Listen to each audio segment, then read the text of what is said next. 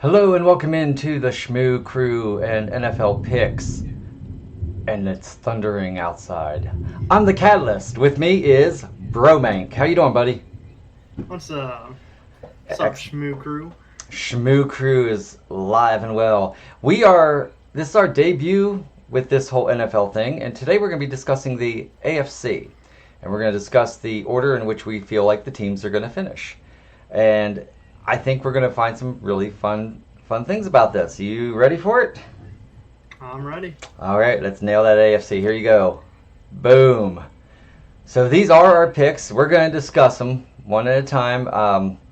I guess I Don't definitely, attack me in the comments. I'm definitely seeing I had good differences. reasonings. I can't wait to hear some of these. Wow, there's a couple I really can't wait to hear. Okay, let's go start with top. The AFC North. Do you want to go first, or would like me to? Yeah, I'll take it away. Okay. Um, so mine's reading. It's reading left to right. So I have the Bengals. I actually have them as my Super Bowl champions. I do think the Bengals will be able to overcome that this year. Joe Burrow's looking better than ever. Has the same cast around him. So overall, good team. Um, my team, the Steelers.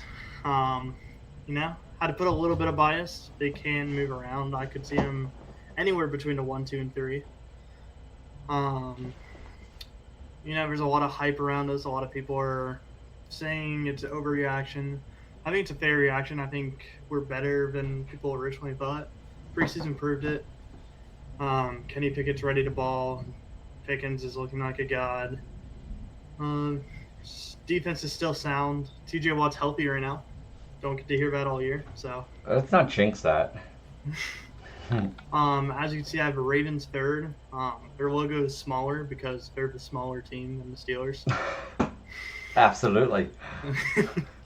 um, but no, Ravens definitely have the potential to win this division. I think every team other than the Clowns have the chance to win this division. I'm letting history repeat it, or like I'm letting history influence my decision here at putting them in third. They struggle with injuries every single year. Um, like I said, if they're not injured, I could easily see them 1 or 2, but I'm gonna let the history pick my choice of them being third. The Browns, I could see them getting to third in the division. I can't really see them being top 2. Deshaun Watson can maybe get his form back. Nick Chubb's going to have a great year. Nobody behind him. But yeah, every roster in AFC North are really good. If this division was separated, I could see a lot of them winning their divisions. And Cleveland isn't exactly the clowns this year. I mean, like you said, if Deshaun can, get his stuff together, they could definitely go into third. So it's not like they're an absolute. They're just the lesser team in a really strong division. I could see every single team in the North winning 10 games. So it's Yeah, not saying the Browns are bad. It's the division I don't think they can overcome. right. Well, I actually picked the Pittsburgh Steelers to finish first. It is one of those. There's so much hype around them. And how are they going to handle that hype? I mean, there's a lot of hype. A lot of ESPN people. Rich Eisen is huge on them. Will they be able to stand up to that hype? I think they will. I think with that defense, you got Fitzpatrick and you got Watt, and their offensive line has gotten stronger, which is going to help Najee. Not to mention, with Pickens out there, the weapons are just so immense. It's gonna be so much fun watching the Steelers this year. I have the Bengals coming in second. My only reason, really, once again, I'm not. You're very possibly could be right on yours because the Bengals are going to be good. If Burrow can stay healthy, he has this calf injury thing that I'm personally worried about because of my fantasy football team.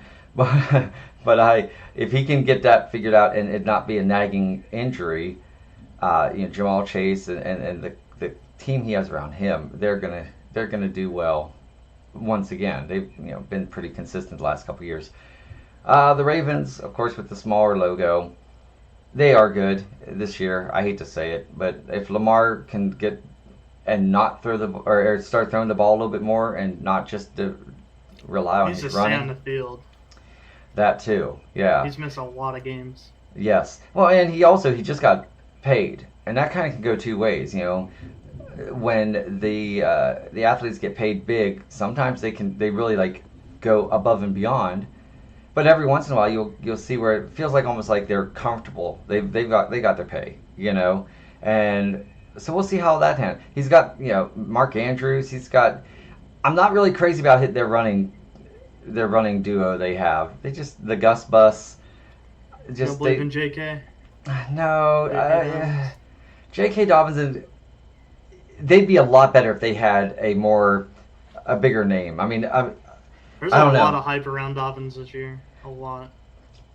Well, I mean, for Raven fans, I hope it works out because, like I said, I'm not seeing a whole lot about it. But I mean, if they can get that working, that'd be great, and they will be successful. And then the Browns, like you said, it's just the weakest team in a strong division. Nothing you can do about it.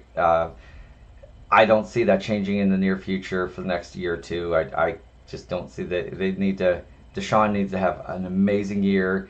Chubb needs to have an amazing year, and they need to acquire something big over the next 2 years if they're going to be up in one of those top two spots in the next couple years. So that brings us to the East.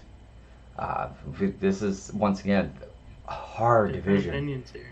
Yeah, definitely. Yeah, no, let's see. Yeah, very much different except for one.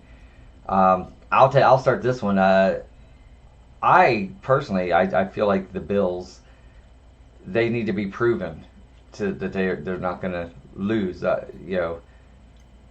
Josh is just kicking butt. Now he's not going to run as much. He is going to be throwing a little bit more. They've talked about that, and so hopefully that just like will keep him from any injuries or anything like that. It's just hard to bet against the Bills, but then you have Aaron Rodgers and the Jets, and you have, I mean, what the weapons around him, Sauce. On defense, you have this amazing receiving core. Garrison, or help me out here, Garrett. Garrett Wilson. Garrett Wilson. Garrett Wilson. I just added them together. Garrett Wilson is just a beast. If Aaron can settle in there, I don't know. We've never seen Aaron with another team other than preseason. You really can't count preseason. When the first whistle blows and they kick off, kick off in the first quarter, the first game, and Aaron takes the field. We're gonna see how this little experiment goes. It didn't work well for Brett Favre really, because he did the same thing. He went moving after Green Bay and wasn't the best. So I think they're gonna do good. Dolphins. Man, they could be number one, really. They really could. I see what I'll pick, and I'll wait to hear from you. But they've got weapons if Tua can stay healthy. They're great. Patriots. Once again, not horrible. They're just not. They're just the weakest in the strong division, and once again, they're going to have a little bit of work to do. They really haven't been the same since Tom's left. I think I heard that. The Belichick was like 25-25 or something like that since he basically 500 since Tom left. And Have you before, heard the crazy rumors that are saying he could be in the hot seat this year? yes, that's. I don't agree. But I don't agree, but just because I feel like the Kraft family, they like him. But I mean, come on, to go from winning so many Super Bowls with Tom and then Tom leaves and now all of a sudden you're 500. That's pretty embarrassing for a coach of that caliber, and it makes you think maybe it wasn't. It was very easily almost all Tom. yeah, he did leave and win a Super Bowl. So Yeah, he did leave and win the Super Bowl. So Tom didn't give him a great argument. if Belichick's not on the hot seat this year, then he better do good this year, or he will be for next year. So that's my East. What do you got? All right, so a little bit different. With the Dolphins, Tua's taken a lot of steps this offseason to get. I think he gained 15 pounds. He looks a lot bigger. He's going to be a bit more of a pocket passer than he was last year. He's still getting used to it, so it could be a slow few weeks. But when he is healthy, he is top 5 quarterback in the NFL. I think with that extra muscle, extra build, he will keep that pace. like I said, might be a slow few weeks, just getting used to being more in the pocket, more composed. But I really like what the Dolphins are doing. They're building speed. It's working for them in the past. They just gotta stay healthy. He's got a couple wide receivers that aren't too bad. Yeah. Waddle and Tyreek. Are you kidding me? Oh man. Yeah, they're probably the best duo. Bengals would like in that conversation, but Right. probably the best duo. Aaron Rodgers led Jets. Um, I can't really see them in first, but I did put them over the Bills, and Hot I take. might bite the bullet on that one. It might be rough, but I do believe after seeing that Aaron Rodgers throw to Garrett Wilson over his shoulder in the preseason game, no preseason doesn't mean much, but that throw was on the money. Right. Um, that could be a really strong connection throughout the year. I like the Jets defense. Yes. A big reason the Bills aren't as high is because Von Miller's out. Do we know how long he's out? I think it's 4 weeks. Okay, Long. it's amazing how one man can change the whole atmosphere. But he is. Yeah. He's for years he's been that man. He's very good. Yep. But yeah, it's just a small difference between the Jets and Bills. I think Dolphins are quite ahead of these teams. Okay. It's a pretty hot take, but Bills are good. Bills easily could be second in my eyes. So you got Dolphins way up front, and then you got a little bit of space between the next two, and then a little bit of space between the poor Patriots. Yeah, then we have the Patriots, and I'm not a Mac Jones believer. The hype is very high for Mac Jones. I don't believe it. The cast around them is pretty good. They added Juju, but they lost Jacoby Myers, so it's about the same. Not too much happening in the wide receiver room. Their O-line got a little better, but still just kind of average. The offense, I'm interested to see what their new coordinator can do. I forgot who they got, but they did get a new offensive coordinator. So maybe he could do something with that offense. The other one definitely could not. Their defense is going to be top of the league, top 3 in the league. There's a good chance the Patriots can shut down the Dolphins, Jets, or Bills and actually win some of these division games. Mm-hmm. So I'm not counting Patriots out of this division. You have to imagine, though, it is really tough for Jones to come in there after Brady. It's not, of course you can say, Jordan Love after Aaron Rodgers, but Jordan Love's been there for years, Mm-hmm. Jones he's a pup, and he's coming in, to come in after Brady, man, it's hard to not look at that and be disappointed. I mean, it's just anyone that comes in after Brady is going to be a disappointment. So I hope for his sake he kind of can get his game up a little bit and get a little bit done. I'm just not buying the hype that people are bringing to Mac Jones. They think. I think he'll take a step up, but it's not what people are saying. Right, I agree. Well, what do you think? What do you think about this amazingly strong AFC South? Yeah, I mean, we obviously agree with the teams here. I'm saying. Oh yeah. Yeah, I think it's pretty simple. The big difference between the Texans and Colts are the draft. C.J. Stroud and Will Anderson, I like better than just Anthony Richardson pick. Yes. I think C.J. Stroud's significantly better than Anthony Richardson. And that's really the only difference I see in those teams. And Jonathan Taylor not playing defense right away. Yeah, Jonathan Taylor out 4 weeks, maybe more. We'll see what happens. Tennessee, I've kept them at second. Very good team. Harold Landry's back. Still have Derrick Henry. Added DeAndre Hopkins. A lot of good things for Tennessee this offseason. Added Peter Saransky in the draft. He's playing tackle for them, which is he was originally going to be playing guard, and it's good because he played tackle in college, so they kept him where he should be. So Tennessee could take out stride to win this division this year, but I can't deny Trevor Lawrence. Trevor Lawrence is there. Calvin Ridley is not suspended this year. He's looked amazing in training and preseason, everything you want to see. Calvin Ridley is still in form. And giving Trevor Lawrence another target is never a bad thing. Right. Oh, I love Calvin. He's a great receiver.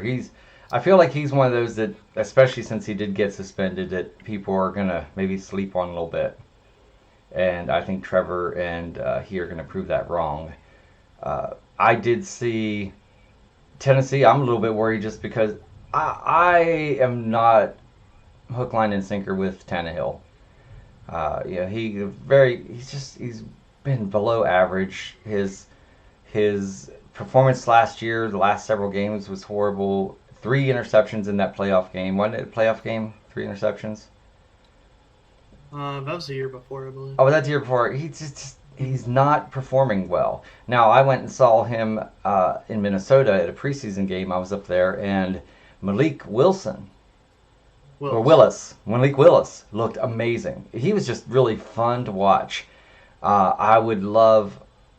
I don't want to see Tannehill get hurt, but I would love for him to maybe struggle a little bit, and they have to bring in Malik and have Malik just go all over it.